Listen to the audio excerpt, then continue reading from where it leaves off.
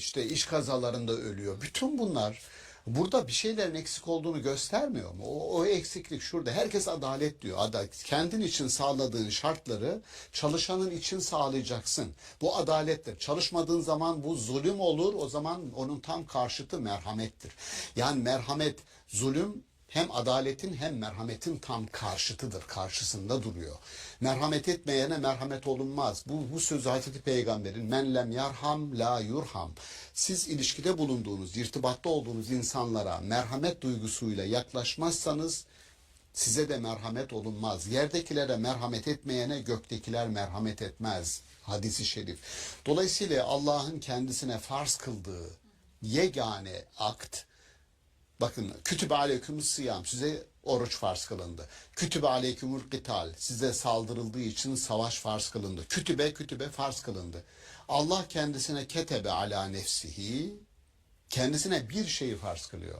Er-rahme, yarattıklarına merhametli olmayı farz kılıyor. Bir şey, merhamet. Allah'ın Rahim ismi, Rahman ismi arasındaki farkı şöyle derler. Rahman merhametli olmaktır.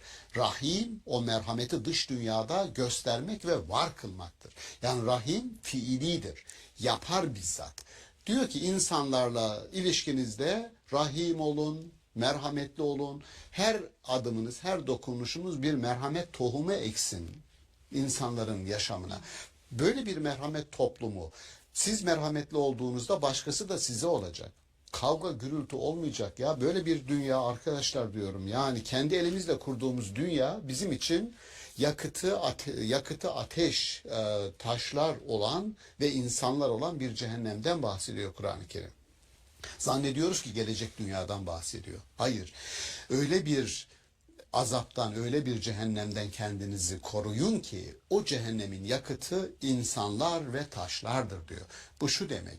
Ya yaşadığımız toplumun insanları, bir kısım insanlar için cehennemi bir dünya yaratıyor demektir. Maalesef. Kendi elimizde var ediyoruz bunu. Okulların müfredatına kadar ahlak dersi, etik dersinin, din kültürü dersinin bütün ünitelerin içerisine merhametin en köklü etik, ahlaki değer olarak konulması, işlenmesi lazım. O ayetlerden dolayı. Evet, kesinlikle öyle hocam. Yani çocukluktan itibaren aslında öğretilmesi, teşvik Kesinlikle. edilmesi gereken bir hayvana, doğaya, daha sonra da insanlara karşı ne kadar merhametli olması gerektiğini çocukluktan itibaren öğretilmesi, müfredatla beraber, eğitimle beraber artık yetişkin olduğunda da sosyal hayatında diğer insanlara karşı merhametli davranmasının teşvik edilmesi lazım. Kesinlikle. Burada hocam ayetlerde geçen iki önemli kavram da sabır ve anlayış. Buna da değinmek istiyorum. Yani evet, affedici olmalıyız, merhametli olmalıyız. Burada sabır ve anlayışı da teşvik ediyor Kur'an-ı Kerim bizlere. Bir olay karşısında sabırlı ve anlayışlı davranmamız gerekiyor ama bunun sınırını nasıl görmek gerekir hocam? Mesela insan nereye kadar sabredebilir? Hangi noktada karşılık vermesi gerekir? Bunu nasıl anlayabiliriz, tespit edebiliriz sizce? Yani sabır dediğiniz aslında bir metanet ve dayanma gücüdür. Yani bir olay karşısında hep tecrübeli biliriz. Bir kısmımız hemen parlar. Biraz bölgeseldir de yani. Denir işte böyle çok engebeli, inişli, çıkışlı, dağlarda, taşlarda yetişen insanlar, işte Karadeniz bölgesi için derler, anında parlarlar böyle falan. Sabır aslında o ani parlamaları değil de, tabii o çok kolay değil. Yani bir muhakeme edecek, düşünecek, bu nasıl bir sonuca bizi evirir muhakeme. Onun için Hazreti Peygamber buyuruyor. Öfkelendiğiniz zaman oturun, ayaktaysanız oturun. Oturur vaziyetteyseniz uzanın. Mümkünse kalkın, gidin, bir elinizi yüzünüzü yıkayın, bir abdest alın. Aslında olan şu: ani olarak tepki vermeyin. Bulunduğunuz hal üzere kalmayın. Bakın. Sizin söylediğiniz anı mutlaklaştırmak durumu vardı. Evet, Onunla da onu ilişkili. mutlaklaştırmayın anı, onun değişebileceğini. Yani Allah'ın Fettah ismi size yeni kapılar açar, yeni fetihler yapar. Bu konuda biraz kendinize imkan verin, biraz ilahi olana güvenin. Aksi takdirde şunu söylüyoruz, temel hepimiz için ilke şu: anlık refleks hayvani bir dürtüdür. O hayvani dürtü insan içerisinde var. İnsanın hayvani tarafı, yani bedenin refleksleri hayvani olarak felsefemizde tasnif edilmiş. Onları dengeleyecek ruhani, insani taraf var. O da muhakeme edecek, düşünecek. Şimdi o ani refleksten bir kaçınalım. Çok sinirlendik olabilir. Bir kulak verin peygamberimize. Diyor ki ayaktaysanız oturun. Ya, bu şu demek, oturana kadar bir süre geçecek. Hatta mümkünse biraz uzaktaki koltuğa gidin, oturun ki o arada biraz daha fazla vakit geçsin. Oturuyorsanız uzanın diyor. Yani burada anlaşılan vakit, kendinize bir vakit tanıyın ki o arada bir muhakeme imkanı olsun. Aksi takdirde çok küçücük bir hareketle biz kırıyor, döküyoruz, birbirimizi incitiyoruz. Biz insanız. Yani çok kolay inciniriz. Kolay incitiriz. Yani onun için söz var, incitir, söz var, incidir. O kadar. Bu insan, ikisi de insan evladıdır. Birisi incitici söz söyler, birisi öyle bir söz söyler ki sizin için inci değerindedir. Bence bu insanın kendisine saygısıyla ilgili olan bir tutumdur. Kendine saygısı olan bir insanın asla başkası tarafından bu sözlerle, eylemlerle aşağıya çekilmesine kendisi rıza göstermez. Bunu bana yapmana imkan vermeyeceğim.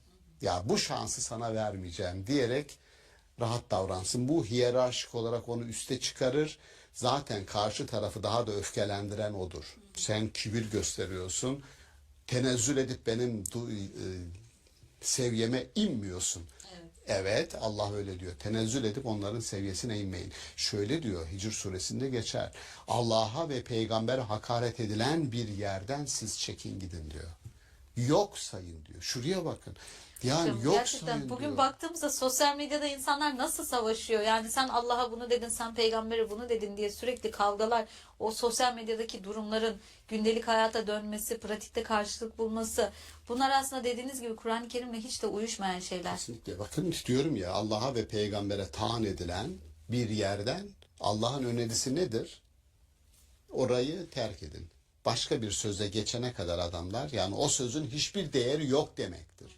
Yok saymak en büyük hakarettir. Yani adamı yok sayıyorsun. Kur'an-ı Kerim bence o üst standardı hedeflediği bir standart var. Hocam bizim toplumumuzda bu şimdi çok gitmez, uygun değil denilebilir. Ama bizim hedefimiz, en azından Kur'an-ı Kerim'in hedefinin böyle bir merhamet toplumu, insanların birbirini aşağı çektiği değil, tam tersine birbiri beraber yükseldiği bir toplum standardını var etmektir. Demek bu bizim görevimiz. Evet hocam.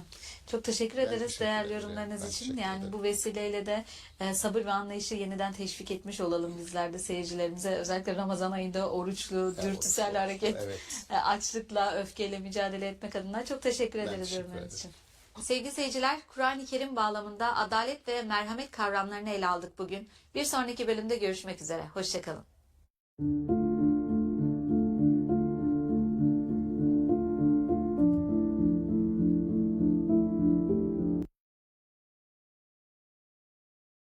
Up to 45% off.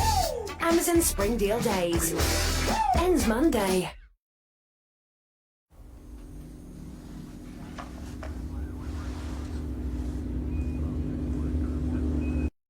Hazreti Peygamber özelinde bir sure duruyor. Belli bir zaman dili. Hazreti Peygamber özelinde bir sure duruyor. Belli bir zaman dilimine inmiş bir sure duruyor ama mesaj hiçbir zaman tarihsel değildir. Mesaj evrensel. Bir gün, iki gün böyle, sonra birden kesiliyor. İnsan bunun ayları bulduğu rivayeti var. Bir türlü vahiy gelmiyor ve insanlar alay etmeye başlıyorlar. Ne oldu? Rabbin seni terk etti. Hadi peygamber iddiasında bulunuyordun. Şimdi ne oldu? Falan. Mekke fethedildiğinde şehre Müslüman askerler girmek üzere dağların tepesinde beklerken kandiller yakılıyor. Ve Ebu Süfyan bu kandilleri görünce demiş ki ya Muhammed'in mülkü çok büyüdü demiş. Yanında var olan bir sahabi o arada söylüyor, diyor ki ya bu bir mülk davası değil, bunu anlamadın mı diyor adama.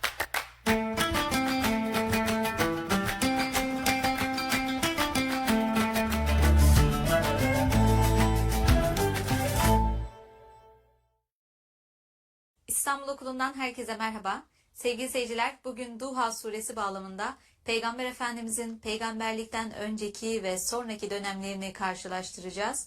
Ve bu karşılaştırma üzerinden bizim de öncesi ve sonrası hallerimizi değerlendirmeye çalışacağız. Konuğumuz Profesör Doktor Şaban Ali Düzgün.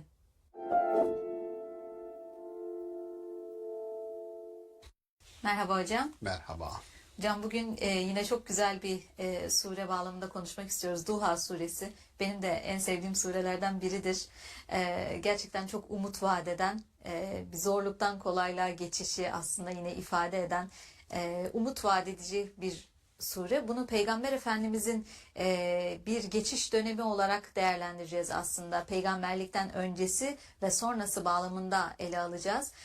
Siz bunu nasıl değerlendiriyorsunuz? Bunu biz kendi yaşantımızdaki önceki ve sonraki dönemler üzerinden nasıl ele alabiliriz? Ne dersiniz? Haklısınız. Bu bir peygamberimizin vahiy almadan önceki hallerini, farklı haller bunlar. Bir kısmı onun psikolojisini, bir kısmı bedenini, işte fakirlik, yetimlik hali, yine yön kaybı, henüz yönleneceği bir amaç önüne konulmadığı için ama içinde bulunduğu toplumsal yapıyı da gözlemleyen ve onun acısını çeken bir yön yok mu, bir çıkış yolu yok mu diye bir arayış içinde olan ama bunu bulamayan bir insanın daha sonra vahiyden sonra nasıl bu halinden hem psikolojik olarak kurtarıldığı hem de bedensel olarak işte Hazreti Hatice ile evliliği, daha sonra o maddi, tabii peygamberi bazı yorumcular diyorlar yani burada seni fakir buldu ve zenginleştirdi derken bu fakirlik bedensel anlamda bir fakirlik değil. Sahip olmama, işte vahye sahip olmama, bilgiye sahip olmamanın getirdiği bir fakirliktir derler ama ben ikisine de yorumlanabileceğini düşünürüm. Dolayısıyla peygamber olmadan önce 40 yaşına kadar Hazreti Peygamber'in yaşadıkları ve sonra bunun tam tersi, yani 180 derece her şeyin değiştiği bir yaşam var ve bunu Kur'an-ı Kerim yine bir zamana yeminle başlatıyor. Çünkü şeyle alakası yok gibi duruyor yani. Evet. Değil mi? Anlattığı hikaye var ama birden ve duha ve leyli izâ seca. Yani kuşluk vaktine yemin olsun ki ve zifiri karanlığa tam çöktüğü zaman geceye yemin olsun ki diyor. Ondan sonra ma vedda'ke rabbuke ve ma gala. Doğrudan peygamberin yaşamına ve yaşadıklarına geçiyor. Ama ilk söylediği bu sonra gelen ayetlerle bağlantısız da değil bütünüyle. Çünkü Duha suresi kuşluk vakti diye geçiyor. Kuşluk vakti güneşin en yaygın olduğu, bütün nüfuzunu eşyaya, bütün nüfuzunu yaydığı en parlak zaman olarak biliniyor. Geldi sabahtan, karanlıktan koptu, geldi. Duha vakti ışığın her şeye nüfuz ettiği an. Dolayısıyla aydınlığın bu zihinsel aydınlık olarak da alınabilir. Güneşin verdiği aydınlık da olabilir. Yani aydınlandım ben, birden aydınlandım diyen bir adam, birden güneş üzerime doğdu demek istemiyor.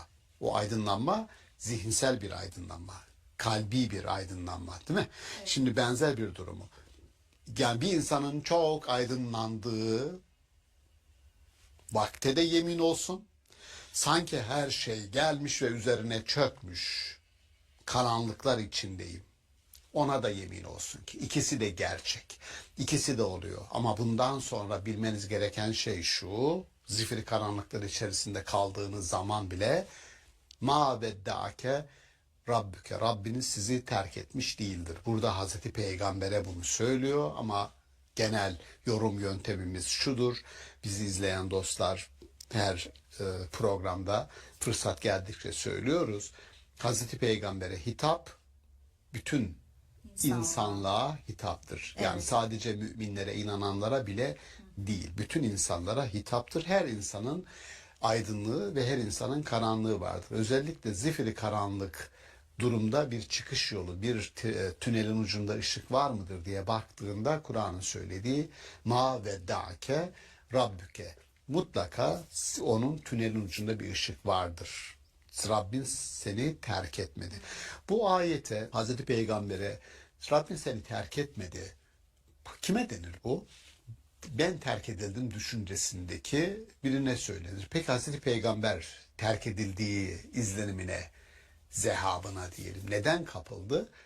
Sorusunu soruyor alimler haklı olarak. Bir kısmı işte vahiy geldikten bir süre sonra vahyin kesildiğini.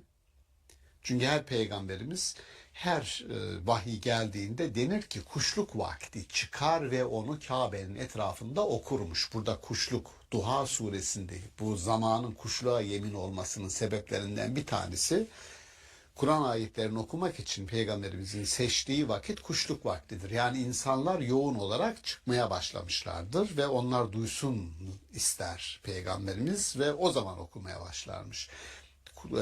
Şimdi bir gün iki gün böyle sonra birden kesiliyor. İnsan bunun ayları bulduğu rivayeti var ve bir türlü vahiy gelmiyor ve insanlar alay etmeye başlıyorlar. Ne oldu? Rabbin seni terk etti. Hadi peygamber iddiasında bulunuyordun. Şimdi ne oldu falan. Bunun üzerine peygamberimizin umutsuzluğa kapıldığı ve bir yol aradığı. Onun üzerine Rabbin seni terk etmedi ve sana da küsmedi. Ma vedda'ake rabbuke ve ma qala. Bunu söylüyor, arkasından Hazreti Peygamber'e söylediği hepimizin yaşamında da bu tür ikilemde kaldığımızda sanki üzerimizdeki olumsuzluk ebediyen devam edecekmiş gibi hissettiğimizde söylediği şey velel ahiretu hayrun leke minel ula. Bu tür çifte referanslı ayetlerde yani ahiret var ve dünya var. İki şekilde düzenlenebilir, yorumlanabilir. Bir, ahiret gerçekten dünyadan daha hayırlıdır. Çünkü daha kalıcıdır. Hayırlı olmakla kalıcılık arasında bir bağ var. Bu doğru. Ama bu bağlamda söylenen biz dünyadayız. Umuda, motivasyona ihtiyacımız var. Dolayısıyla burada bundan sonraki yaşamın şu ana kadar geçirdiğinden daha hayırlı olacaktır. Bundan emin ol. Ki biz biliyoruz tecrübeyle Hazreti Peygamberimizin yaşam hikayesinden bu ayetlerden sonra peygamberin yaşadıkları başarısı, hikayesi Medine dönemine doğru evirelim.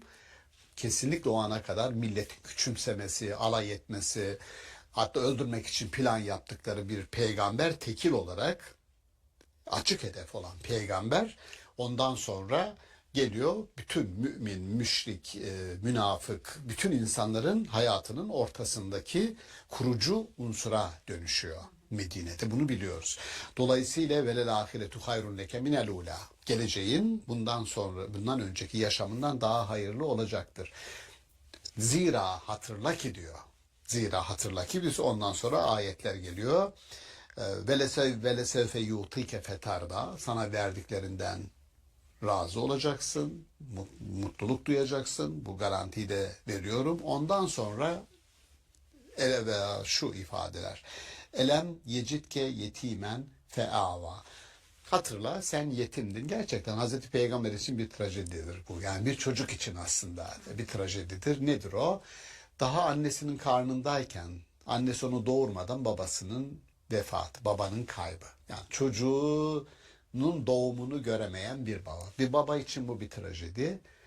Çocuk için de bir trajedi. Dünyaya geliyorsun ve babasız, baba yok. Şimdi bu birinci. İkincisi 6 yaşına basıyorsun, 6 yaşında anneni kaybediyorsun. 6 yaşındaki bir çocuğun bu daha vahim bir trajedi. Çünkü tek dayanağın var ve o dayanaktan yoksun kalıyorsun. Kime kalıyorsun? İşte dedesi Abdülmuttalip, dede bir çocuğu yetiştirmeye başlıyor. Sonra onu kaybediyorsun. Dede gidiyor. Ondan sonra işte amcası Ebu Talib'in eline kalıyor. Yani bir tür tamam çok ellerinden geleni yapıyorlar. Ama bunlar inanan insanlar değil. Ya dedesi de değil. Abdülmuttalip'in inanmadığı kaynaklarda var. Ama bütün desteğini buna rağmen veriyor. Nihayetinde durum bu. Seni bu halde buldu, sen bunu biliyorsun. Fevecedeke ailen feavna. Seni bu şekilde buldu. Bir başka ayetimiz bu, hemen bunun takibi. Ve vecedeke dalen feheda. Burada akla ziyan yorumlar da yapılıyor. Peygamberimiz işte bir ara kaybolmuş çocukken, sonra bulunmuş ya da Suriye seferine giderken bir kafileyle orada kaybolmuş bulunmuş. Yani sen kaybolmuştun da işte seni bulmadı mı falan diye akla ziyan yorumlar yapılıyor. Oysa peygamberlik öncesi ve sonrası karşılaştırma yapıldığına göre peygamberlik sonrasında bir hidayet, bir yol gösterme, ona bir anlam ve amaç atama gerçekleştiğine göre buradaki dal, Aslında sembolik bir yol Tabii, bulmadan tabii ki. bahsediyor. Buradaki İçsel dağ- bir kayboluş ve bulunuş belki tam de. kendisi. Bir yön kaybı. Bir şey arıyorsun, toplumun durumunu görüyorsun. Kendi içsel yolculuğun, arayışın var ama bir ışık yok 40 yaşına kadar. Bu yönsüzlük, yolsuzluk, yurtsuzluk halinden bahsediyor. Yoksa kaybolmuştu da sonra bulundu da ayet ona işaret ediyor gibi akla ziyan yorumlar da yapılıyor. Bu fevecedeke dalen feheda, sonra da yetim olarak seni buluyor. Sığınacak bir dal, sığınacak bir yer oluyor sana, ilahi olan. Bunu söyledikten sonra, bu iki ayeti söyledikten sonra fevecedeke ve vecedeke ailen fe agne. Az önce söylediğim seni muhtaç buldu ve artık kimseye muhtaç olmayan bir hale getirdi. Bu muhtaçlık acaba fakirlik anlamındaki bir muhtaçlık mıdır ve daha sonra mal mülk sahibi oldun? Bu mudur? Yoksa yine bir manevi boşluk, iç boşluk olarak bu hissedildi ama ondan sonra kimseden bir bilgi, bir ışık istemeyecek hale geldi. Çünkü ilahi vahiy ile buluştu. Bu mudur? Dediğim gibi peygamber hayatı boyunca mal, mülk edinme sevdasına düşmediği için bunu da bir maddi zenginlik olarak yorumlamanın alemi yok. Çünkü onu da görüyoruz yorumlarda. Hazreti Hatice ile evlenince zenginleşti. Dolayısıyla mala mülke ihtiyacı kalmadı. Yine aynı biçimde aslında duygusal veya işte zihinsel bir Tabii. kazançtan bahsediyor. Yani belki de orada muhtaçlık, babaya muhtaç, anneye muhtaç, dedeye, amcaya, hayatı boyunca insanlara muhtaç olduğu bir halden aslında yine kimseye muhtaç olmadığı, kendi başına bir birey olarak sürebildiği bir hale geçiş. Yani bunu peygamberlik öncesi ve sonrası diye baktığımızda ve sonrasında da Hazreti Peygamber'in şeyde biz hatırlıyoruz. Mekke fethedildiğinde 630'da Mekke'yi yeniden aldıklarında şehre Müslüman askerler girmek üzere dağların tepesinde beklerken kandiller yakılıyor. Ve Ebu Süfyan bu kandilleri görünce ya 10 binin üzerinde kandil yakılmış ordu, 10 bin kandil yakılmış. Görünce demiş ki ya Muhammed'in mülkü çok büyüdü demiş. Yanında var olan bir sahabi o arada söylüyor. Diyor ki bunun bir mülk davası olduğunu sen hala anlamadın mı diyor. Ya bu bir mülk davası değil, bunu anlamadın mı diyor adama. Dolayısıyla peygamberin vefat ettiğinde ne bıraktığını biz biliyoruz ya. Dolayısıyla Maddi bir kaygısı. dolayısıyla işte önce fakirdi sonra zenginleşti değil. Bu fakirlik ilme, irfana fakirliktir. Ona muhtaç olmadır ve vahiyden sonra da bu ihtiyacı ortadan kalkıyor. Çünkü kendisine yol yordan gösteriliyor. Bundan şimdi bunu niye anlattık diyor. Şimdi burada çok güzel bir ders geliyor. Şimdi bu hikayeler anlattıktan sonra İngilizce, Türkçe, Arapça hikayeler altta moral diye bir şey açılır. Buradan çıkarılacak ders yani. Şimdi burada çıkarılacak derse geldik diyor. Feemmel yetime felâ takar. Madem ki biz seni yetim olarak bulduk ve kendimizi aldık, sığınacak bir yer buldun. Yetime gelince diyor sakın onu öteleme, sakın onu küçümseme, sakın onu itme, kalkma. Niye? Çünkü biz seni yetim olarak bulduk, böyle yaptık. O zaman buradan çıkarılacak ders budur. Bir başkası ve emmesa ile felâ tenhar. Birisi senden bir şey isterse, elinden geliyorsa sakın onu reddetme. Değil mi? Ve emma bi nimet rabbike fehaddis. Rabbinin hem sana andığımız, verdiği nimetler hem de anmadığımız nimetlerin her birinin nimetlerin fehaddis bir olaya dönüşmesini, bir hadiseyi meydana getirmesini, bir eyleme dönüşmesini, hayata dokunmasını sağla. Yani fehaddis anlat demek. Hadese konuşmak ama aynı zamanda hadisedir, olaydır. Bir sadece söz çünkü neydi? Yukarıda yetim var. Yetime sadece yetime bakalım, edelim, koruyalım demek değil. Koruyacak mekanizmaları çalıştırın. İşte isteyen insana reddetmeyelim, verelim. Onların ihtiyaçlarını karşılayacak mekanizmayı kurun. Yani olay demek, sadece söz değil. Böyle olunca ve emma bi nimeti rabbike fehadis, hepimize bir taleptir. Hepimize Allah'tan gelen bir buyruktur. İnsanların, sizin dışınızda muhtaç olanların, yetimi, öksüzü, isteyeni, miskini, her neyse bütün bunların ihtiyaçlarını karşılayacak bir mekanizmayı var edin. Bunu gerekirse birileri söylesin, birileri hadiseye çevirsin, birileri onu gerçekleştirsin. Dolayısıyla buradaki Duha suresi bir umutsuzluktan, bir yokluktan, bir yönelimden nasıl varlığa, buluşa geçildiğini Hazreti Peygamber özelinde anlatıyor. Ama her bir insana da biz buradan bir ders çıkaralım istiyoruz. Çıkaralım hocam, ama nasıl çıkaralım? Şimdi çok güzel bir şekilde özetlediniz. Peygamber Efendimizin hayatıyla ilgili bir modelleme yaptınız. Bunu şimdi biz günümüzde kendi hayatımıza empoze edecek olursak, bizim de hepimizin olduğu gibi yaşantımızda inişler, çıkışlar, zorluklar ve kolaylıklar var.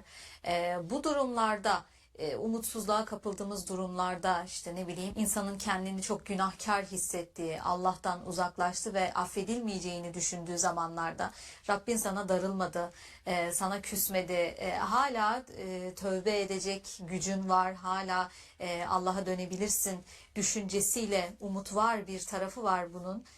Aynı zamanda da Allah'ın bizden istediği şeyler var. Yetimlere karşı, ihtiyaç sahiplerine karşı, kendisinden bir şeyler istenen insanlara davranış tavrımızla ilgili bazı beklentiler de var. Bunları biz kendi hayatımıza geçirecek olursak bugün bizim bunu nasıl okumamız gerekir, nasıl davranmamız gerekir? Ya doğru. Yani bu bir Hazreti Peygamber özelinde bir sure duruyor. Belli bir zaman dilimine inmiş bir sure duruyor ama mesaj hiçbir zaman tarihsel değildir. Mesaj evrenseldir. Yani bir metnin kendisi değil, anlamı ve verdiği mesajı biz alıp bugüne çok rahat getirebiliyoruz. Getirdik de. Dolayısıyla ister Allah'la olan ilişkilerimizdeki ihmaller, ister o yetim, talep eden, muhtaç olan, yatay zeminde beraber olduğumuz insanlar, onlara karşı olan görevlerimizde, vazifelerimizde, onların üzerimizde olan haklarında bir ihmal varsa, bunun için vakit hiçbir zaman geç değil. Tövbe dediğimiz şey, şükür dediğimiz, sabır dediğimiz, bunlar birer erdemdir ve umut varsa bunlar olur. Yani umut varsa bir insan tövbe eder. Çünkü tövbe etmek demek hala varlığa devam etmek istiyorum ve arınmış, temiz ve güçlü bir şekilde devam etmek istiyorum demektir tövbe. Şükür demek, şükrediyorum çünkü le in şekertum le ezidenneküm, şükrederseniz size daha fazlasını vereceğim der ayet. Bu şu demek: şükür, hayata devam ediyorum, gerisi gelecek ve fazlasını ben arzu ediyorum demektir. Sabır aynıdır. Dolayısıyla bunların her biri birer erdemdir ve hayatı besleyen erdemlerdir. Bunlar gerçekçi erdemlerdir. Kur'an-ı Kerim'deki o sabredin, şükredin, tövbe edin, bunlar öyle anlık. Tövbe ettim ya Rabbi, bir günah işlemiştim, tövbe ettim ya Rabbi. Bu kadar ucuz bir şey değil. Bunun için bir ruh hali, bunun için bir niyet, bunun için bir yönelimsellik, bunun için bir ilişkinin hala canlı olarak devam ettiği, bir amacın önümüzde durduğu ve ona yöneleceğim, bütün bunlar çok canlı, dinamik bir şekilde bizi motive ediyor. Bizim dışımızda bir dünya var ve bizi çekiyor. Orada yapılacaklar var, yaratılacaklar var ve bizim onurumuz onunla var olacak. Yani yaparsan bir hafıza, bir hatıra olacak. Aksi takdirde unutulacaksın. Şimdi imkansızlıklar şöyle deriz, yani bir insanın fakirliği sizin ona ikramda bulunmanız için verilmiş bir fırsattır size. Bir hastanın hastalığı onu iyileştirmek için verilmiş bir fırsattır size. Dolayısıyla kriz içerisinde neyi barındırır? Fırsatı barındırır dedikleri budur. Ortada bir, bakın, olumsuzluklar var, yetim var, isteyecek duruma düşmüş olmak var. Ama buradan, madem ki sizin kişisel yaşamınızda böyle şeyler oldu ya da olabilir, o zaman bu durumdaki insanları kesinlikle hayatınızın bir parçası yapın ve onlar üzerinden bir onur, bir haysiyet kazanın. Tarihte anılan bir hikayeniz olsun der sure. Kalıcı olmak da yani sonsuz ve ölümsüz olmanın bir yolu da belki Bir de yolu bu, budur. evet. Çok Hayata teşekkürler. kalıcı dokunmak. Kalıcı bir dokunuş. Çok Evet. teşekkür ederiz Ben hocam teşekkür değerli ediyorum. yorumlarınız için. Sağ olun. Sağ olun. Sevgili seyirciler, Duha suresi bağlamında Peygamber Efendimizin peygamberlikten önceki ve sonraki durumlarını anlamaya çalıştık bugün. Bir sonraki bölümde görüşmek üzere. Hoşçakalın.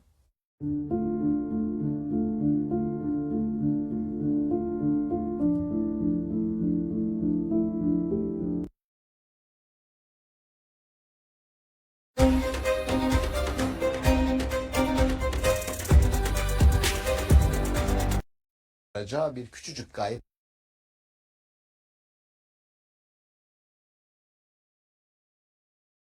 Well, here we are again, wondering, is this job right for me? Everyone gets itchy feet, especially in their first job. But you could try LinkedIn Job Collections. They've got loads of roles tailored to your interests, like career progression. If you're looking for a new role, LinkedIn knows how. kederin içinde sevinç var. Siz salonda sevinirken unutmayın yatak odanız. Kederin içinde sevinç var. Siz salonda sevinirken unutmayın yatak odanızda keder sizi bekliyor diyor. Şimdi keder ve sevinç iç içe, yan yana, ritmik bir şekilde gidiyor. Kendimize yönelttiğimiz ve bizi kendi kendimizi suçlayan, işte dediğim benden adam olmaz. Ben hep günah işliyorum. Kimseye bir faydam yok. Yani negatif bunu sonuna kadar götürür. Bu vizirdir. Bu vizirdir Arapçada. Hazreti Peygamber'e söylenen her bir sözün, onu teselli eden, onu rehabilite eden her bir sözün yahut onu bulan, onun başına gelebilen her bir darlığın ve zorluğun her yaşayan insanın, mümin ya da değil fark etmiyor, bir insan prototipi olarak düşünün, model, herkesin başına gelebilir.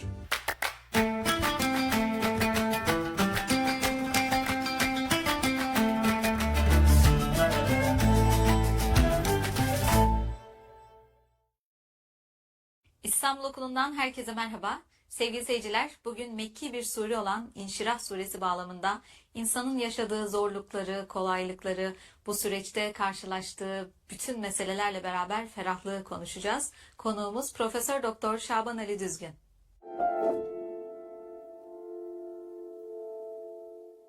Merhaba hocam. Merhaba. Hocam bugün çok güzel bir sureyi ele almak istiyoruz. İnşirah suresini. Mekki bir sure, yani Mekke'de inen surelerden biri. Bunu ele almak istiyoruz. Bu bağlamda da değerlendirmek istiyoruz. Neden Medine'de değil Mekke'de ve bu bizim için ne ifade ediyor? Bu sureye göre aslında Peygamberimizin yaşadığı zorluklardan sonra eriştiği kolaylık, ferahlık konu edilmiş oluyor. Bu bizim için ne ifade ediyor? Kendi hayatımızdaki zorluklardan sonra erişebileceğimiz bir kolaylık için bir umut vaat ediyor mu? Ne dersiniz? Bir modelleme mi? Değil mi? Evet. Evet, teşekkür ederim. Güzel bir soru. Mekki bir sure. Mekke'deki zorlukların kendine has bir karakteri var. Çünkü Peygamber, Hazreti Peygamber Medine'de kalabalıkların içerisinde. Mekke'de yalnız, tekil ve iyi bir motivasyona gerçekten ihtiyacı var. Çünkü peygamberlerin daha önceki Beled suresinde de yorumlarken söylemiştik ve ente hillun ifadesi burada açık hedefsin dediği, herkese helalsin dediği bir durumu var Hazreti Peygamber'in. Dolayısıyla açık hedef, küçüğünden büyüğüne herkes sahipsiz gördüğü için ona ya sözel olarak ya fiili olarak mutlaka bir şiddet uygulama eğiliminde. Böyle bir durumda doğal olarak o zorluklar, o darlıklar onu geriyor. Yapacağı işe ilişkin umudunu, yani nihayete erdirebilecek miyim? Bu mesajı başarabilecek miyim? Sorusu konusunda da sıkıntıları olabiliyor. Doğal olarak her görev insanının başına gelebilecek bir sorgulama bu. Bu Hazreti Peygamber özelinde bunu diyoruz ama Hazreti Peygamber'e söylenen her bir sözün, onu teselli eden, onu rehabilite eden her bir sözün yahut onu bulan, onun başına gelebilen her bir darlığın ve zorluğun her yaşayan insanın, mümin ya da değil fark etmiyor, bir insan prototipi olarak düşünün, model, herkesin başına gelebilir.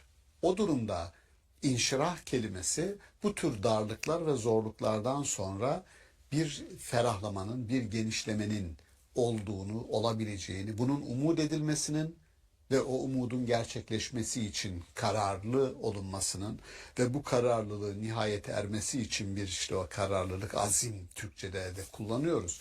Bir azimin ve bir arkada kast deriz. Yani bir yönelmenin olması lazım ki kast olması lazım ki maksut yani o kastın yöneldiği hedef elimizin avucumuzun içine gelebilsin. Bu bir süreç. Hiçbir şey anlık olarak gerçekleşmiyor. Birden niye bu olmadı değil. Bir ameliyat oluyor bir kardeşimiz. Nekahat dönemi, bir iyileşme, değil mi? Bir süreç oluyor. Hastalıklar da bir süreçte insanın vücuduna nüfuz ediyor. İyileşme de öyle. Dolayısıyla belki başta şunu inşirah dediğimiz olay öyle birden hemen anlık olarak gerçekleşmeye bilir. Ben bunu arzu ettim, bu yola girdim ama bu olmadı diye anlık hemen karar verip anı mutlaklaştırmayalım. Zamanı mühürlemeyelim orada.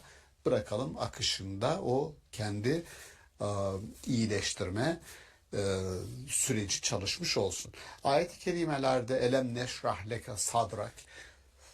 Sadır kelimesi Kur'an-ı Kerim'in anahtar terimlerinden birisi, insanın iç dünyasına ilişkin anahtar kelimedir. Dışa dönük değil. İç dünyamızda kendimize ilişkin bir düşüncemiz olur mesela. Nedir? Birisi şöyle diyebilir. Yahu ben hiç başarılı bir insan değilim. Ben hiç de bir şeyi başaracak bir potansiyelim yok. Ne o eğitimi aldım, ne öyle bir aileye doğdum, ne ortamım buna müsaade etti falan filan. Bu sadırdır. Kendi başkasına söylemediğimiz, kendi düşüncemizle içimize akıttığımız ne varsa sadırda toplanır. İçsel bir muhakeme yani. İçsel bir muhakeme ama biz orayı kendimiz dolduruyoruz. İyi ya da kötü her şeyle biz dolduruyoruz. Düşüncelerimiz oraya akıyor. Şimdi bunun inşirah edilmesi, bunun bir şerh edilmesi, ameliyat edilmesi, teşrih edilmesi gerekiyor önce. Dışarıda bir iyileşmenin olabilmesi için önce kendinizin içindeki bu tortuları benden adam olmaz düşüncenizi bir defa ameliyat etmeniz lazım. Yani onu kaldırıp o tümörü atmanız gerekiyor. İnşirah olabilmesi için, bir ferahlamaya uğrayabilmeniz için, bir nefes almanız için, o damarın açılması için önce bu ameliyatı sizin kendi kendinize yapmanız lazım. Kullanılan kelimeler çok teknik orada. İşte neyi şerh edeceğiz? Şerh dediğimiz Arapçada teşrih, ameliyat. Neyi ameliyat ediyor? Sadrı.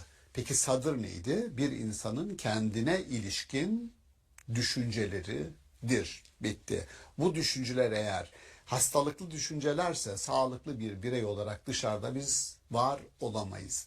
O zaman Hazreti Peygamber'in kendine ilişkin, misyonuna, görevine ilişkin öyle bir ameliyat, teşrih, öyle bir ameliyat geçiriyor ki ondan sonra ne oluyor? Ve vadana anke vizrak, yani senin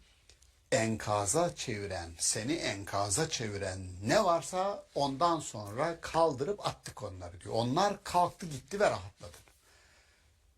Bu bir ferahlama. Fakat bakın mükemmel. Buradaki seçilen kelimelerin her biri sistematik bir şekilde tam bir rehabilite sürecini anlatıyor ve rafana ve vadana anke vizrak, senin buradaki enkaza çevirmek, yük, vizir aynı zamanda günah demek, suç demek, suçluluk psikolojisi demek. Kendimize yönelttiğimiz ve bizi kendi kendimizi suçlayan, işte dediğim benden adam olmaz.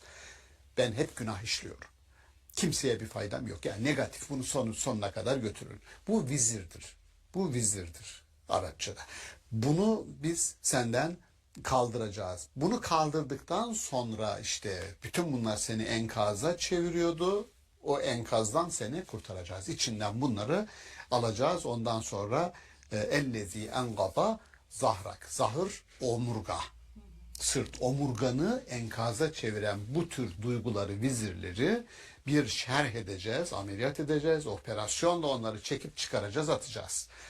Ama bunu insanın kendisi, aslında biz yapacağız derken Kur'an-ı Kerim bunu, madem ki ruhundan bana üfledi insana, o zaman ilahi ruh benim içinde bir ilah gibi operasyon yapacak ve diyecek ki insan olan kendine bunu yapmaz ve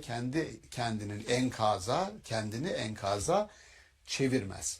Bu Hazreti Peygamber özelinde demek ki bu tür peygamberimizin bir düşüncesi, bir duygu dünyası vardı ki ondan kurtarılması gerekiyor.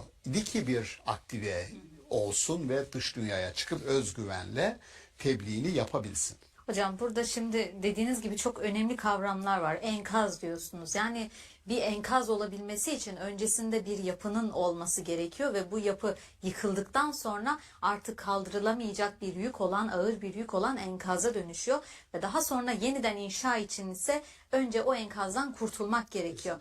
Yani insanın asıl doğal halinin, fıtratının normal bir yapı olduğunu, bu hastalıklı halin, olumsuz duyguların, karamsar düşüncelerin ise yıkıcı bir enkaz olduğunu ve onlardan kurtulunması gerektiğini aslında ifade ediyorsunuz ki bunlardan kurtulduktan sonra yeniden inşa edebilirim ve bir ferahlığa kavuşabilirim. Çok güzel. Bununla hemen devam olarak Kur'an-ı Kerim devam ediyor. Eğer bu enkazdan kurtulursanız kendinize ilişkin düşüncelerinizi, olumsuz düşüncelerinizi çeker bir kenara bırakırsanız ondan sonra ve rafa'na leke zikrek. Rafa bir yükseliştir. Zikir sürekli anılmaya değer işler yapacak biri olarak öne çıkacaksın ve biz böylece seni yüceltmiş ve yükseltmiş olacağız. Ağırlıklarımızı arttık. Şöyle düşünün, batmakta olan bir geminin, su almakta olan bir geminin, değil mi? Bir kayığın Önce yüklerden yüklerini kurtulması lazım. atıyoruz ki Evet. hayatta kalalım ve esas hayatta kalması gereken benim. Oradaki yükler değil. Ağırlıkları, yükleri, fazlalıkları atınız. İçimizdeki fazlalıkları atınca hatıramın sürekli yad edileceği işler yapmaya başlıyorum ve yüceliyorum. Ve rafa'na leke zikrek. Şimdi buradaki feiza ferat bu yine bir terapi ayetidir. Müstakil başlı başına bir ayettir. Feiza ferate fensab ve ila rabbike fergab. Bunlardan önce de inne ma'al usri yusra fe inne ma'al usri yusra. Bu ayetleri beraber alalım. Vakti iktisatlı kullanma babından. Bir genelde sanki bir ticari iktisat mantığıyla bakar yorumcularımız. Feyza feralte fensab. Bir işi bitirdiğinde hemen başka bir işe giriş. Şimdi bir işveren mantığı açısından bakarsam, ben işveren olsam duvara bu ayeti büyük büyük yazar, bütün çalışanların önüne koyarım yani. Feyza bir işi bitirdi mi hemen diğerine başlayın. Sakın öyle gideyim çay kahve molası. Kaytarmak yok Kaytarmak yani. yok, sakın ha bir yere gitmeyin. Ayet böyle diyor. Feyza ferate fensab. Evet, yani meşguliyet, çalışma bir anlamda iyidir. Yani meşguliyet psikolojik olarak da iyi gelir. Hiç işi olmayan adamların zamanı geçmez, biliyoruz. O anlamda bir şey demiyorum. O bir yorumdur. Ama bu ayetlerin bağlamını dikkate aldığımızda daha esaslı bir şey var. Fensab kelimesi iki yoruma da müsait, işin ilginç tarafı. Kökü nasip, ticari bir karşılığı var. Yani mesela kadınların kendi kazançlarından nasipleri, erkeklerin kendi kazançlarından nasipleri vardır diye ayette geçiyor. Nasip, ticari bir kelime, nasipleri var, payları var. Nasabe kelimesi aynı zamanda dimdik ayakta kalmak demek. Dimdik ayakta kalmak. Bu şu demek, feiza ferate, ferah boşluk demek. Feiza ferate olur ya, bir boşluğa düşersen, o boşluk nedir? Bir insanın boşluğu nasıl bir boşluğa düşer? Kendi içindeki bir boşluk aslında, bir karamsar dünya. Karamsarlık, aynen öyle. Umutsuzluk, karamsarlık, yön kaybı, amaçsızlık, anlamsızlık, yabancılaşma, alienasyon, bütün bu kelimeler psikolojinin insanla ilgili kullandığı negatif kelimelerin tamamı boşluğa düşme kelimeleridir. Şimdi boşluğa düştüğün zaman hemen bir yolunu bul, ayağa kalkmasını bil, fensab, dimdik durmasını bil. Bu nedir? Mesela yalnızlık bu anlamda boşluktur. Yani birisi yalnız ve birden üşüşüyor bir sürü düşünce kafasına. Peki bunun ilacı nedir? Hemen iletişim kuracağın bir insan. Alo, ya da yanına git, bir çay kahve, iletişim. Kesinlikle bir network, bir ağ, onun parçası olacak. dünyanın kendi küçük dünyası kadar olmadığını, büyüdüğünü ve çok büyük olduğunu oradan görmeye başlayacak. Öyle büyüyecek. Dolayısıyla birincisi burada feyza ferahte fensab. Bunun altını çizmek istedim. Diğeri ayet-i kerime. İnne me'al usri yusra. Bu mea kelimesi, birlikte kelimesinin altını çizelim. Kolaylık zorlukla birliktedir. Zorluk da kolaylıkla birliktedir. Aslında bu onu da söyler. Şöyle değil. Yani kolaylık zorluktan sonra gelir. Hayır, onun içinde. Yani zamansal bir ardalık yok. Peş Ardışıklık peşe yok. gelen bir şey Aynen. değil. Peş peşe gelen bir şey değil. İnnema, yani sizin karşınıza bir zorluk, olumsuzluk çıktıysa biliniz ki onun içindedir kolaylık. Yeter ki onu ortaya çıkarın. Yani bir altın ya da bir maden toprağın içinde karışık onunladır. Yoksa orada sizi beklemiyor. Yalıtılmış, tertemiz, ayrılmış orada duruyor. Aa, gideyim şu madeni alayım oradan. Öyle değil. Bir şeyin içinde bir işlemden geçmesi gerekiyor. Bir gayretin gösterilmesi gerekiyor ki o oradan çıkıversin. Dolayısıyla ayeti inne me'al usri yusra fe inne me'al usri yusra. Tekrar teyit ediyor. Bunlar belki daha önce anmış olabiliriz Halil Cibran'ın sözünü keder ve sevinç bağlamında. Yani kederin içinde sevinç var. Siz salonda sevinirken unutmayın yatak odanızda keder sizi bekliyor diyor. Şimdi keder ve sevinç iç içe, yan yana, ritmik bir şekilde gidiyor. Buradaki kolaylık ve zorluk, çünkü biz biliyoruz ki hayatımızda çok ferah, refah, çok iyi anlarımız var. Arzu ettiğimiz bir şeyi elde ettik, varsayalım, arzu ediyorduk ve onu elde ettik. Bu bizde bir rahat ve keyif yaratır, doğru mu? Ama diyor ki ayet-i kerime ya kolaylığın içinde de zorluk var, zorluğun içinde de kolaylık var. Hiçbir şey ebedi olarak sizin elinizin altında, kontrolünüzde değil. Ebediyen. Çünkü geçici olan bir dünyadaki her şey geçicidir. Dünyanın kendisi böyle. Dünyanın kendisi geçici ve geçici olanın bütün unsurları, bütün parçaları geçici. Buna rahatsızlığımız da geçicidir dahil. Mutluluğumuz da geçicidir daim. Anlık olarak onu yaşamanın, onu anlık olarak yaşarız. Ve sonra Bunu geçer. Geçer. Carpe diem, yani anı yaşa. Kesinlikle müthiş bir felsefe. Carpe diem. Tasavvufta buna vaktin çocuğu derler. İçinde bulunduğun anın çocuğu ol. İbnül Vakt. Carpe diem. Bak anı yaşa ama gerisi gelir. Memento mori, ölümü de hatırla. Anlıyorsunuz ki yaşam ciddi bir gerçek, hakikat önümüzde. Ama biliyoruz ki içinde, yaşamın içerisinde onun tam karşıtı var. Ölüm var. Dolayısıyla hayatı bakın düzenliyorsunuz. Bu şey değil. Yani bu sure unutmamak lazım. Surenin varlık sebebi pozitif psikoloji gibi bakalım. İnsanı iyileştirme, İyiye sevk etme, büyütme, düzenleme, yaşadığı sıkıntılar, zorluklar, bunların karşıtlarının hemen içerisinde onun açığa çıkaracağı bir küçücük gayretle orada onu beklediğini ona söyleyerek umut aşılama suresidir. Çabaya da yönlendirmiş oluyor. Evet, bir yönlendirme de var. Peki hocam bu kadar geçici olan şeyin içinde yani mutluluk da kalıcı değil, hüzün de, keder de kalıcı değil. Bu inişlerin çıkışların olduğu ritmik bir hayatın içinde kalıcı olan ne var? Kalıcı olan nedir? Çok güzel bir soru. Kalıcı olanla ilgili.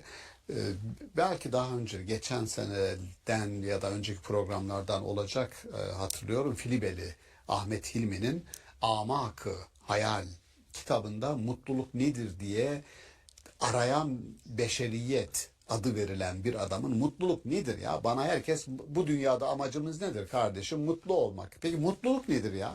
Diye soruyor, bir meclise giriyordu. O mecliste peygamberler meclisi var. Adem babadan bu tarafa gelen bütün peygamberler orada. Büyük adamlar var peygamber olmayan. Her birine soruyor. Mutluluk nedir? Mutluluk nedir? Herkes bir cevap veriyor. Chachi, Arjun, that money you sent with Remitly made Chacha's birthday so special.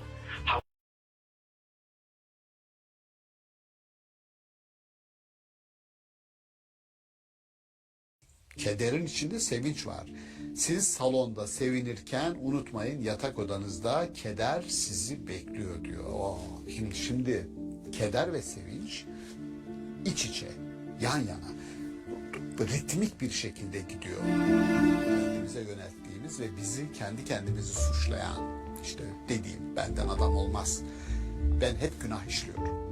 Kimseye bir faydam yok. Yani negatif bunu sonuna kadar götürür. Bu vizirdir. Bu vizirdir Arapçada.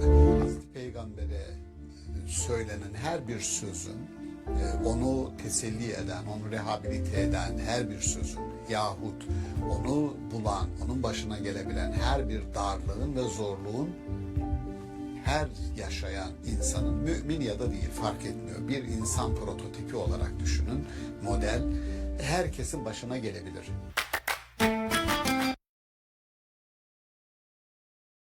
Kederin içinde sevinç var. Siz salonda sevinirken unutmayın yatak odanızda keder sizi bekliyor diyor.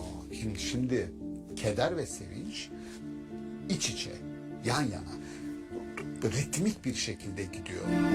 Kendimize yönelttiğimiz ve bizi kendi kendimizi suçlayan, işte dediğim benden adam olmaz. Ben hep günah işliyorum. Kimseye bir faydam yok. Yani negatif bunu sonuna kadar götürür. Bu vizirdir. Bu vizirdir Arapçada. Hazreti Peygamber'e söylenen her bir sözün, onu teselli eden, onu rehabilite eden her bir sözün yahut onu bulan, onun başına gelebilen her bir darlığın ve zorluğun her yaşayan insanın mümin ya da değil fark etmiyor. Bir insan prototipi olarak düşünün, model herkesin başına gelebilir.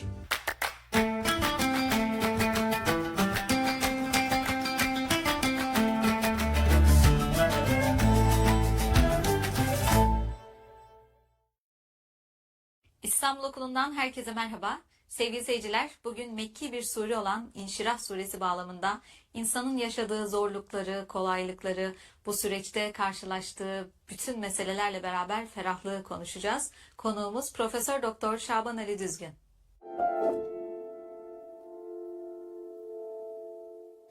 Merhaba hocam. Merhaba. Hocam bugün çok güzel bir sureyi ele almak istiyoruz. İnşirah suresini. Mekki bir sure, yani Mekke'de inen surelerden biri. Bunu ele almak istiyoruz. Bu bağlamda da değerlendirmek istiyoruz. Neden Medine'de değil Mekke'de ve bu bizim için ne ifade ediyor? Bu sureye göre aslında Peygamberimizin yaşadığı zorluklardan sonra eriştiği kolaylık, ferahlık konu edilmiş oluyor. Bu bizim için ne ifade ediyor? Kendi hayatımızdaki zorluklardan sonra erişebileceğimiz bir kolaylık için bir umut vaat ediyor mu? Ne dersiniz? Bir modelleme mi? Değil mi? Evet. Evet, teşekkür ederim. Güzel bir soru. Mekki bir sure. Mekke'deki zorlukların kendine has bir karakteri var. Çünkü Hazreti Peygamber Medine'de kalabalıkların içerisinde. Mekke'de yalnız, tekil ve iyi bir motivasyona gerçekten ihtiyacı var. Çünkü peygamberlerin daha önceki Beled suresinde de yorumlarken söylemiştik ve ente hillun ifadesi burada açık hedefsin dediği, herkese helalsin dediği bir durumu var Hazreti Peygamber'in. Dolayısıyla açık hedef, küçüğünden büyüğüne herkes sahipsiz gördüğü için ona ya sözel olarak ya fiili olarak mutlaka bir şiddet uygulama eğiliminde. Böyle bir durumda doğal olarak o zorluklar, o darlıklar onu geriyor. Yapacağı işe ilişkin umudunu, yani nihayete erdirebilecek miyim? Bu mesajı başarabilecek miyim? Sorusu konusunda da sıkıntıları olabiliyor. Doğal olarak her görev insanının başına gelebilecek bir sorgulama bu.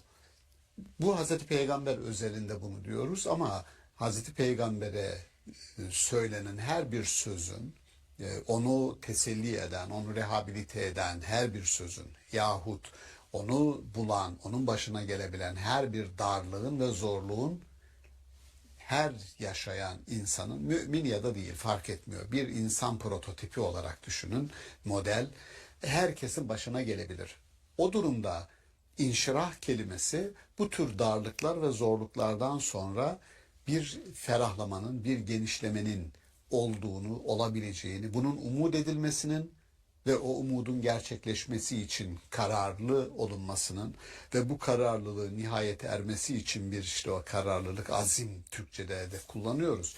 Bir azimin ve bir arkada kast deriz. Yani bir yönelmenin olması lazım ki kast olması lazım ki maksut, yani o kastın yöneldiği hedef elimizin avucumuzun içine gelebilsin. Bu bir süreç. Hiçbir şey anlık olarak gerçekleşmiyor. Birden niye bu olmadı değil. Bir ameliyat oluyor bir kardeşimiz. Nekahat dönemi, bir iyileşme, değil mi? Bir süreç oluyor. Hastalıklar da bir süreçte insanın vücuduna nüfuz ediyor. İyileşme de öyle. Dolayısıyla belki başta şunu inşirah dediğimiz olay öyle birden hemen anlık olarak gerçekleşmeye bilir. Ben bunu arzu ettim, bu yola girdim ama bu olmadı diye anlık hemen karar verip anı mutlaklaştırmayalım. Zamanı mühürlemeyelim orada. Bırakalım akışında o kendi iyileştirme süreci çalışmış olsun. Ayet-i kerimelerde elem neşrah leke sadrak. Sadır kelimesi Kur'an-ı Kerim'in anahtar terimlerinden birisi, insanın iç dünyasına ilişkin anahtar kelimedir. Dışa dönük değil. İç dünyamızda kendimize ilişkin bir düşüncemiz olur mesela. Nedir? Birisi şöyle diyebilir. Yahu ben hiç başarılı bir insan değilim. Ben hiç de bir şeyi başaracak bir potansiyelim yok. Ne o eğitimi aldım, ne öyle bir aileye doğdum, ne ortamım buna müsaade etti falan filan. Bu sadırdır. Kendi başkasına söylemediğimiz, kendi düşüncemizle içimize akıttığımız ne varsa sadırda toplanır. İçsel bir muhakeme yani. İçsel bir muhakeme ama biz orayı kendimiz dolduruyoruz. İyi ya da kötü her şeyle biz dolduruyoruz. Düşüncelerimiz oraya akıyor. Şimdi bunun inşirah edilmesi, bunun bir şerh edilmesi, ameliyat edilmesi, teşrih edilmesi gerekiyor önce. Dışarıda bir iyileşmenin olabilmesi için önce kendinizin içindeki bu tortuları, benden adam olmaz düşüncenizi bir defa ameliyat etmeniz lazım. Yani onu kaldırıp o tümörü atmanız gerekiyor. İnşirah olabilmesi için, bir ferahlamaya uğrayabilmeniz için, bir nefes almanız için, o damarın açılması için önce bu ameliyatı sizin kendi kendinize yapmanız lazım. Kullanılan kelimeler çok teknik orada. Neyi şerh edeceğiz? Şerh dediğimiz Arapçada teşrih, ameliyat. Neyi ameliyat ediyor? Sadrı. Peki sadır neydi? Bir insanın kendine ilişkin düşünceleridir. Bitti. Bu düşünceler eğer hastalıklı düşüncelerse sağlıklı bir birey olarak dışarıda biz var olamayız. O zaman Hazreti Peygamber'in kendine ilişkin, misyonuna, görevine ilişkin öyle bir ameliyat, teşrih, öyle bir ameliyat geçiriyor ki ondan sonra ne oluyor? Ve vadana anke vizrak, yani senin seni enkaza çeviren ne varsa ondan sonra kaldırıp attık onları diyor. Onlar kalktı gitti ve rahatladı. Bu bir ferahlama. Fakat bakın mükemmel. Buradaki seçilen kelimelerin her biri sistematik bir şekilde tam bir rehabilite sürecini anlatıyor ve rafana ve vadana anke vizrak, senin buradaki enkaza çevirmek, yük, vizir aynı zamanda günah demek, suç demek, suçluluk psikolojisi demek. Kendimize yönelttiğimiz ve bizi kendi kendimizi suçlayan, işte dediğim benden adam olmaz. Ben hep günah işliyorum. Kimseye bir faydam yok. Yani negatif, bunu sonuna kadar götürün. Bu vizirdir Arapçada. Bunu biz senden kaldıracağız. Bunu kaldırdıktan sonra işte bütün bunlar seni enkaza çeviriyordu. O enkazdan seni kurtaracağız. İçinden bunları alacağız. Ondan sonra ellezi engaba zahrak. Zahır omurga. Sırt, omurganı enkaza çeviren bu tür duyguları, vizirleri bir şerh edeceğiz, ameliyat edeceğiz, operasyonla onları çekip çıkaracağız, atacağız. Ama bunu insanın kendisi aslında biz yapacağız derken Kur'an-ı Kerim